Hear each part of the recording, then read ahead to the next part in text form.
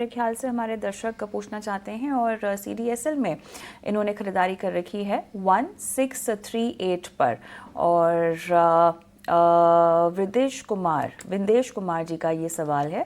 फिलहाल तो घाटे में, लेकिन 1638 गौरांग। देखिए कविता, ये एक फिर से मैं क्षेत्र पर केंद्रित रहूंगा और इस क्षेत्र में एक कंपनी है या फिर दो कंपनी है जिस पर हमने कवरेज की राय दी थी, कवरेज है हमारा। और एक तो इसकी प्रतिस्पर्धी कंपनी है CDSL की NSDL, जिसका IPO अभी अभी आया था। नतीजों में थोड़ी निराशा, हल्का सा नुकसान था, लेकिन मैं अब क्षेत्र के ऊपर टिप्पणी करूंगा और वो क्षेत्र है हमारे भारत के शेयर बाजार। अगर आपका अनुमान या फिर आपकी सोच समझ और विचारधारा ये कहती है कि अगर भारत प्रगति करेगा, उन्नति करेगा, तो उसके साथ साथ भारतीय शेयर बाजार भी प्रगति और उन्नति करेंगे।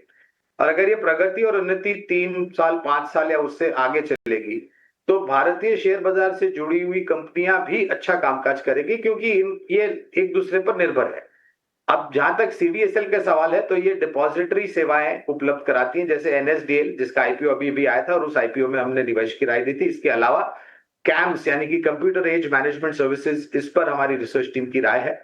फिर वो चाहे प्लेटफॉर्म प्रोवाइडर कंपनी हो, उदाहरण के तौर पर BSE, ये मैं राय नहीं दे रहा, उदाहरण दे रहा हूं, या फिर सेवाएं उपलब्ध कराने वाली कंपनियां हो जैसे कि CDSL, NSDL या फिर CAMS, या फिर इंटरमीडिएटरीज। अगर सक्षम और मजबूत कंपनी है, तो जैसे शेयर बाजार आगे बढ़ेगा, तो ये सब कंपनियां भी आगे बढ़ेगी। ऑलराइट, चलिए इसी के साथ गौरांग आज की इस पेशकश को यहीं समाप्त करते हैं। समय समाप्त हुआ। बहुत बहुत धन्यवाद आपका, आपने हमें आज वक्त दिया, दर्शकों के सवालों के जवाब भी दिए। और मुझे और प्रशांत को भी इसी के साथ इजाजत दें।